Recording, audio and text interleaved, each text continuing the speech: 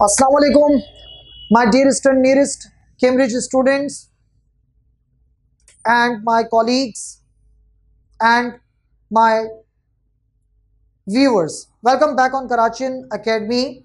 Karachian's Academy is the platform where you can have your lessons, where you can have your subject consultations, where you can have the solutions to your problems. So welcome back on Karachian's Academy. Let's start the lesson, the life of our beloved Holy Prophet Sallallahu Alaihi Wasallam. This is chapter 2 of Islamiyat paper 1.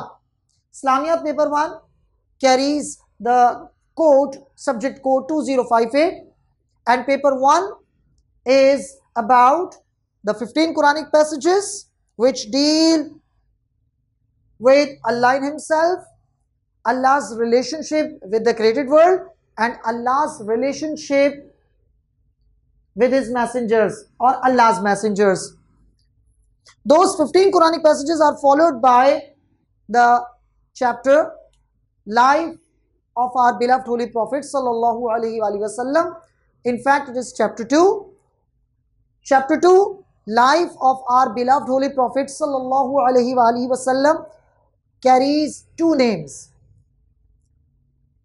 Life and Importance of our beloved Holy Prophet Sallallahu Alaihi Wasallam, and the biography of our beloved Holy Prophet Sallallahu Alaihi Wasallam. So this chapter 2 carries two names. Do not be confused or baffled.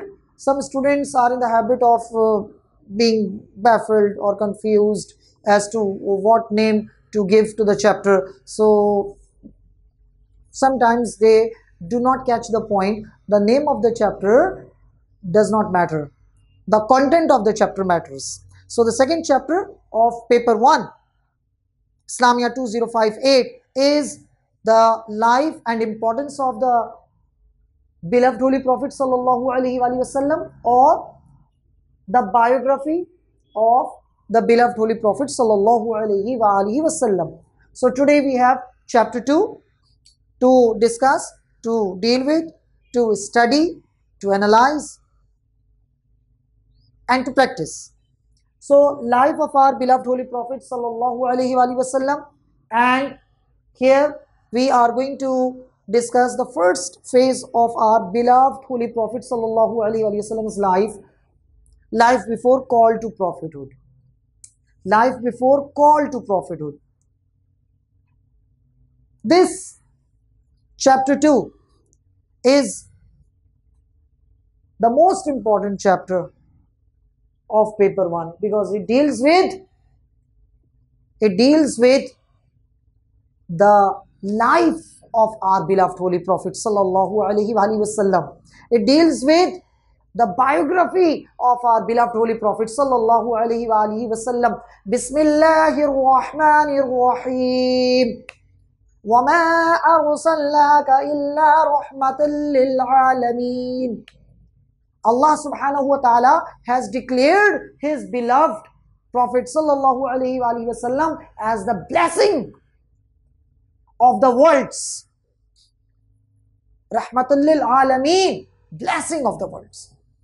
So here the life of our beloved Holy Prophet Sallallahu Alaihi Wasallam needs no introduction. The Holy Quran has already introduced. So we must be very comfortable while studying this chapter because it is already the part of our faith. Let's come to the topics. In this first phase of the life of our beloved Holy Prophet Sallallahu Alaihi Wasallam, we have these topics to discuss or to deal with: childhood, manhood, fixing of the black stone, call to prophethood. And all these four topics are the part of the first phase of our beloved Holy Prophet Sallallahu Alaihi Wasallam's life, that is life before call to prophethood. This is the first phase of our noblest Holy Prophet's life. Life before call to prophethood. As I have recited before you all, Bismillahir Rahmanir Rahim, wa ma arsalnaka illa rahmatan lil alameen. It is very clear to us and to all mankind that our beloved Holy Prophet Sallallahu Alaihi Wasallam is a blessing of Allah for all the worlds, for the whole universe, for all the creatures.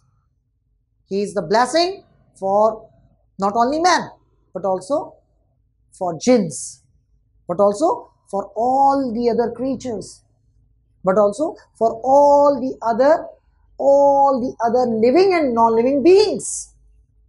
As Allah is Rabbul Alameen, our beloved Holy Prophet Sallallahu Alaihi Wasallam is Rahmatul Lil Alameen. Here, when we study the topic, the first phase of our beloved Holy Prophet Sallallahu Alaihi Wasallam's life, we have life of our beloved Holy Prophet Sallallahu Alaihi Wasallam before call to prophethood. And in this first phase, we learn how our beloved Holy Prophet Sallallahu Alaihi Wasallam was born and how the whole universe celebrated his birth, his advent. I had better use this word, advent of our beloved Holy Prophet Sallallahu Alaihi Wasallam. Hazrat Bibi Amna was very happy whenever she stepped on the stones, on the soil, on the dust, on the grass, on the fields, on the grounds. She felt that those stones, those rocks, those grounds, those fields, those plains were as soft as snow. It is the miracle of our beloved Holy Prophet Sallallahu Alaihi Wasallam. When he was born, first he prostrated on the ground and thanked Allah Subhanahu wa Ta'ala. Then our beloved Holy Prophet Sallallahu Alaihi Wasallam was handed over to Hazrat Bibi Sadia Halima. Hazrat Bibi Sadia Halima was the second lady in our beloved Holy Prophet Sallallahu Alaihi Wasallam's life. He was already an orphan. His father, Hazrat Abdullah, had died before his birth, and our beloved Holy Prophet Sallallahu Alaihi Wasallam did not see his father at birth. He was only welcomed by his mother, Hazrat Bibi Amna. Hazrat Bibi Amna Raziyallahu Ta'ala Anha handed over our beloved Holy Prophet Sallallahu Alaihi Wasallam to Hazrat Bibi Sadia Halima, who took care well of our beloved Holy Prophet Sallallahu Alaihi Wasallam. Unfortunately, when our beloved Holy Prophet Sallallahu Alaihi Wasallam was around 6 years old, Hazrat Bibi Amna Raziyallahu Ta'ala Anha passed away when she was coming back from Medina. The place, the location is called Abwa, a kind of mound where she breathed her last and she passed away. Our beloved Holy Prophet Sallallahu Alaihi Wasallam was still there. He could not see the sight of his mother leaving him alone in this world. Hazrat Bibi Sadia Halima consoled our beloved Holy Prophet Sallallahu Alaihi Wasallam as best as she could, and she promised our beloved Holy Prophet Sallallahu Alaihi Wasallam that he would never go short of anything. Beloved Holy Prophet Sallallahu Alaihi Wasallam cried. He was only 6 years old. When he returned to Makkah, he was handed over to his grandfather Hazrat Abdul Muttalib. Hazrat Abdul Muttalib took the best care of his grandson, of our noblest Holy Prophet Sallallahu Alaihi Wasallam, and soon he passed away when our beloved Holy Prophet sallallahu alaihi wasallam was about 8 years or 9 years old. Now the custody of our beloved Holy Prophet sallallahu alaihi wasallam was bestowed upon his uncle Hazrat Abu Talib, who had 3 sons, who was a father of 3 sons, Hazrat Jafar Raziyallahu ta'ala anhu, Hazrat Muslim bin Aqil Raziyallahu ta'ala anhu, Hazrat Ali ibn Talib Wajhul Kareem Raziyallahu ta'ala anhu. He was already father of 3 sons, but he made sure that our beloved Holy Prophet sallallahu alaihi wasallam did not go short of anything. He lavished all his love, all his attention upon our beloved Holy Prophet sallallahu alaihi wasallam till he grew up and till he died. Hazrat Abu Talib died after the marriage of our beloved Holy Prophet sallallahu alaihi wasallam, but till his death he always ensured that our beloved Holy Prophet sallallahu alaihi wasallam had the best of both worlds. He treated our beloved Holy Prophet sallallahu alaihi wasallam as his son, not as his nephew. Rasulullah sallallahu alaihi wasallam had a lovely childhood, but he had a childhood without parents. He missed his parents. But Allah subhanahu wa ta'ala wanted to give us the lesson of patience, the lesson of tolerance, the lesson of endurance, the lesson of suffering. Today in this selfish world, we don't care about these things. We never value our parents. We never regard our parents. We never respect our parents. We never value our elders and betters. We never respect our elders and betters. We never value our elders and betters. We just take them for granted. Allah subhanahu wa ta'ala wanted to show how his prophet, how his beloved Holy Prophet sallallahu alaihi wasallam survived without parents and how he missed. Allah subhanahu wa ta'ala could shower the whole universe upon our beloved Holy Prophet sallallahu alaihi wasallam, but he wanted to set the example of excellence, and our beloved Holy Prophet sallallahu alaihi wasallam proved himself. It's not the matter of conferment of prophethood upon the beloved Holy Prophet sallallahu alaihi wasallam. It's not the matter of conferment of prophethood. No.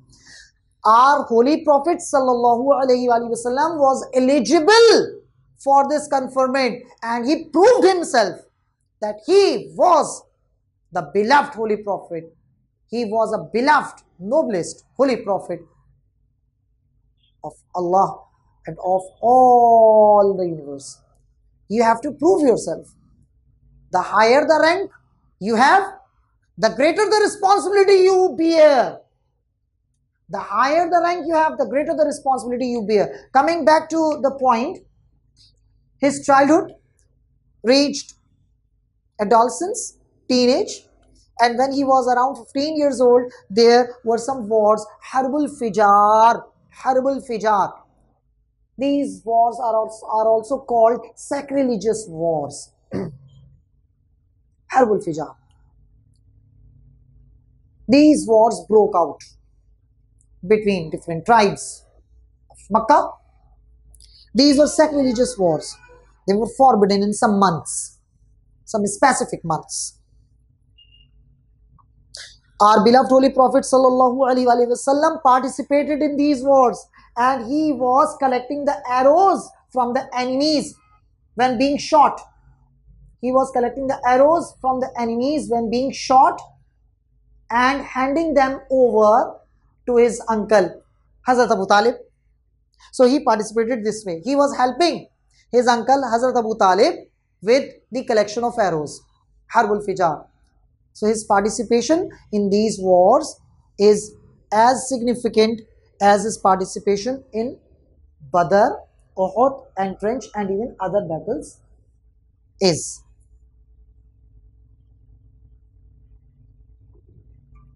Our beloved Holy Prophet sallallahu alaihi wasallam grew up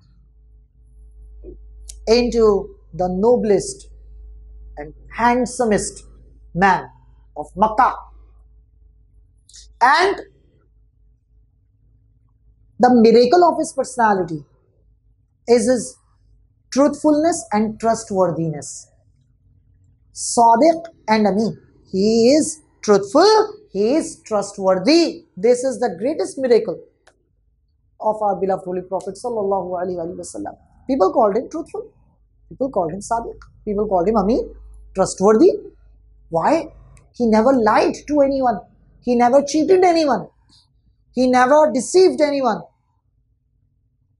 The people of Makkah, the dwellers of Makkah, the residents of Makkah would leave their valuables with the beloved Holy Prophet sallallahu alaihi wasallam, and he would return those valuables to those Makkans who had left them for safekeeping in exactly the same way as they were given over to him. This is called trustworthiness. What is trustworthiness? Makkans would leave their valuables for safekeeping with our beloved Holy Prophet sallallahu alaihi wasallam, and our beloved Holy Prophet sallallahu alaihi wasallam would return all those valuables just the same way as they were handed over to him. Trustworthiness. Trustworthiness. Today we have banks. Today we have banking system. Banks, what are banks? They deposit our cash. But banks are different institutions. He was an individual. Our beloved Holy Prophet sallallahu alaihi wasallam, as an individual, worked as an institution. As an individual, he worked as an institution. Just think about it. Deliberate upon his life, upon his character, upon his actions, upon his sunnah, upon his hadith, upon his knowledge. All these things matter. This is why the Quran says, وَرَفَعْنَا لَكَ ذِكْرَكَ. What does it mean? وَرَفَعْنَا لَكَ ذِكْرَكَ. وَرَفَعْنَا لَكَ ذِكْرَكَ. Quran says, يَا أَيُّهَا الْمُزَّمِّلِ. What does it mean? إِنَّا أَعْطَيْنَاكَ الْكَوْثَرَ. The Quran addresses our beloved Holy Prophet sallallahu alaihi wasallam not only as a prophet, but also as the beloved of Allah. The beloved of Allah, because he proved himself. Today, if we become some important person, notable, we don't care about other people. What is he? I'm better off.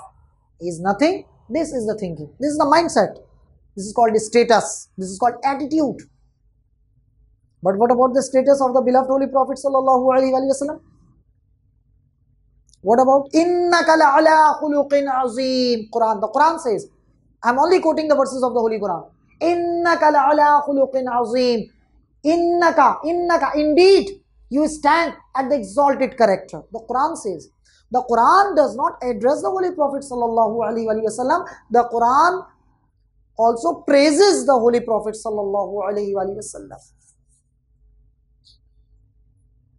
It had never happened before. The Old Testament, the New Testament, the Divine Gospel, the Divine Bible were revealed upon prophets, but they only carried instructions, commandments.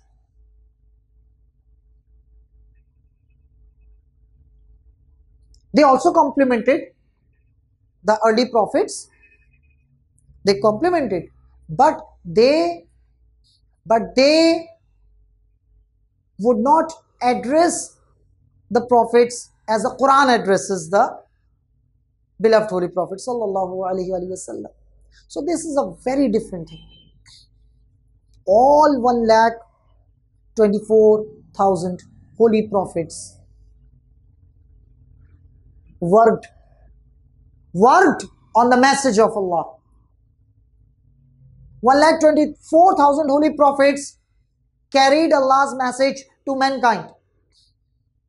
All 1,23,999 holy prophets worked on the message of Allah,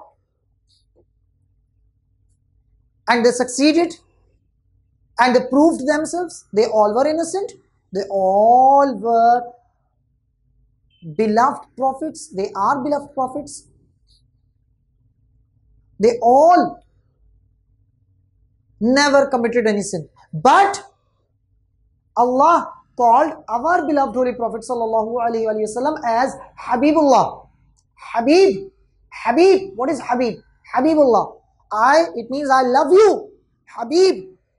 Hazrat Ibrahim alayhi salatu wasalam is Khalilullah. Khalil. Khalil also means beloved. But there is a difference in the sense. Khalil is the one who sends the friend request and the other accepts. So he is Khalil. I'm just talking in terms of today's technology, in terms of today's world. If I want to befriend someone, I will offer friendship. Please join me. I want to form a friendship with you. So I'm Khalil. But suppose if someone offers me friendship, sends me the friend request, so I am Habib. This is the difference between Khalil and Habib. Hazrat Sayyidina Hazrat Ibrahim alayhi salatu wasalam wants to go and see the skies. Allah says, okay, I will call you. Here Allah sends Buraq and Jibreel, peace be upon him, to invite the beloved Holy Prophet sallallahu alaihi wasallam to explore the heavens. The situation is different. The situation is very different. The scenario is different. The situation is different. The invitation is different. Anyways, so manhood of our beloved Holy Prophet sallallahu alaihi wasallam is associated with truthfulness and trustworthiness. Truthful, you are truthful. Trustworthiness, you are trustworthy. You are truthful and trustworthy. All Makkans rely on beloved Holy Prophet sallallahu alaihi wasallam even after the call to prophethood. Now what happens? He becomes a trader, he is an exporter, and our beloved Holy Prophet sallallahu alaihi wasallam was financially well strong. Our beloved Holy Prophet sallallahu alaihi wasallam was not only well strong, financially well strong, he was very wealthy. He was financially well built, well grown. He had a business, sport business of cotton and some other goods. And he usually traded with other countries like Syria, Egypt, Libya. In those days, the name of Libya was different, somewhat different. Anyways, so he became the trader, the exporter, and he worked with one lady who was a widow and who was a very honest businesswoman. She had one assistant, business assistant or business manager whose name was Masara. The lady who wanted to work with Rasulullah sallallahu alaihi wasallam was none other than Amma Khadijatul Kubra radhiyallahu ta'ala anha. Amma Khadijatul Kubra radhiyallahu ta'ala anha. Why? Because she is one of the Ummahatul Mumineen. She is in the class of Ummahatul Mumineen, mothers of the faithful. So we had better call her Amma Khadijatul Kubra radhiyallahu ta'ala anha. Mother Khadijatul Kubra radhiyallahu ta'ala anha. She wanted to test the honesty, the integrity of our beloved Holy Prophet sallallahu alaihi wasallam. So she associated her business assistant Masara with the beloved Holy Prophet sallallahu alaihi wasallam. Go and see. People say he is very honest. Let me check. Rasulullah sallallahu alaihi wasallam went on the business visit with Maisara. The business trip, the business visit was quite a success. And when they returned, they had huge profits. And the profits were declared. She asked Maisara about the business dealing of our beloved Holy Prophet sallallahu alaihi wasallam. He said, Maisara, who had no relation with the beloved Holy Prophet sallallahu alaihi wasallam and who was associated by his master, by his owner. I'd better use the word owner. By his owner, Amma Khadijatul Kubra Raziyallahu Ta'ala Anha. He was associated at the behest of Amma Khadijatul Kubra Raziyallahu Ta'ala Anha, and he had been told to report the business dealing of our beloved Holy Prophet Sallallahu Alaihi Wasallam to her. He was asked the question, how was Muhammad's dealing on the business trip? He said, perfect. Maisara said, perfect. I have no words to declare. I have no words to say. I have no words to choose from. His business dealing was perfect. His honesty, his perception, his interpersonal skills are unmatched. These are the words of Maisara, who had no relation to our beloved Holy Prophet Sallallahu Alaihi Wasallam. He was only associated with the beloved Holy Prophet Sallallahu Alaihi Wasallam by Amma Khadijatul Kubra Raziyallahu Ta'ala Anha to test our beloved Holy Prophet Sallallahu Alaihi Wasallam's business, ethics and perception.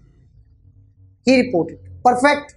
I've never seen anyone better than him before. This is called profession. This is called profession. Today we are traders, doctors, engineers, teachers, politicians. Are we honest? Are we devoted? Are we dedicated? Are we sincere? Today we are students. Today we are teachers, doctors, engineers, businessmen, businesswomen.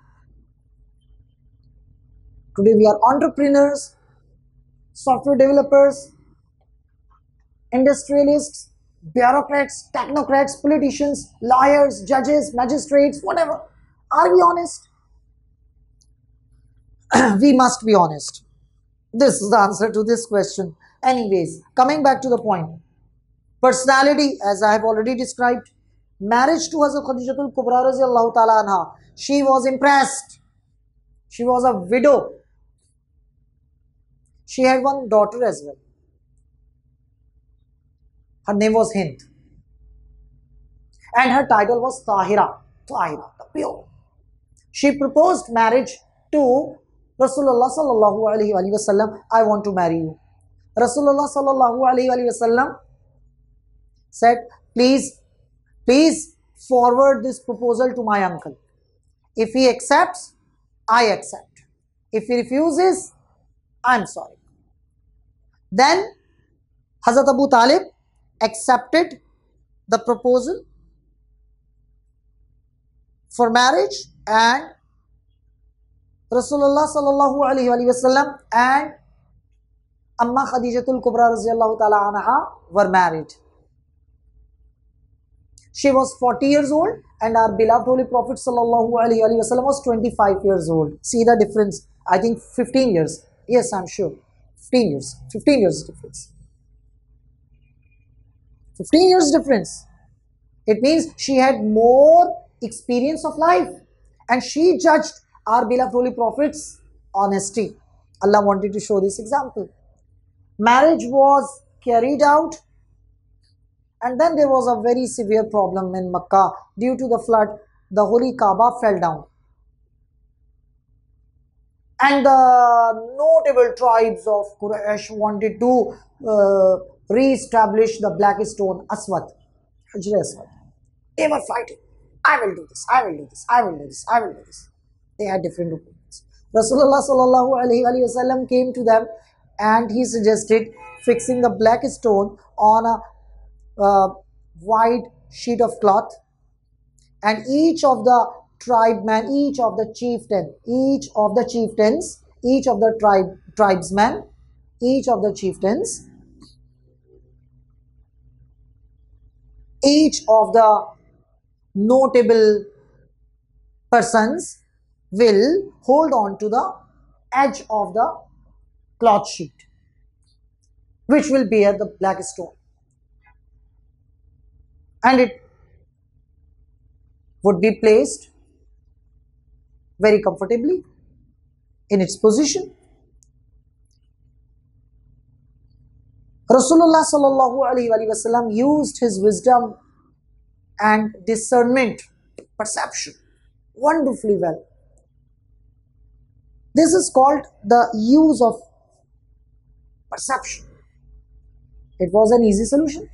He suggested placing the black stone Hajar Aswad on a wide, large cloth sheet whose edges would be held by each of the tribesmen, and the black stone will be replaced, re-established, returned, decided, and Rasulullah sallallahu alaihi wasallam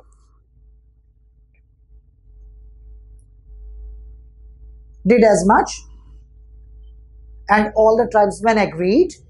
He held on to the stone, the black stone, and he placed it in its position himself.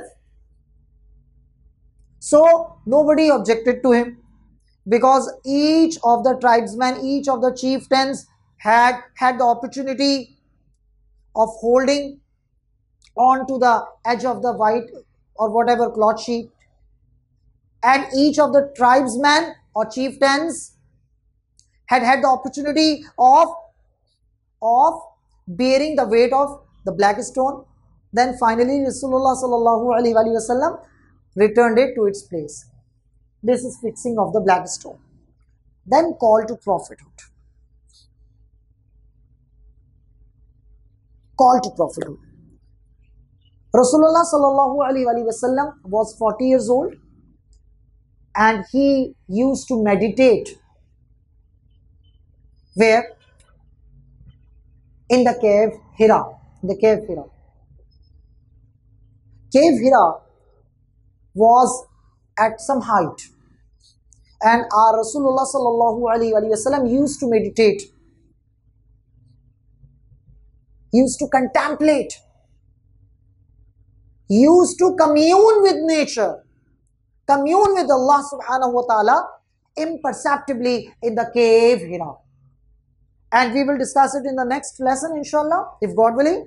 And I hope you all get the lesson very well. Thank you very much.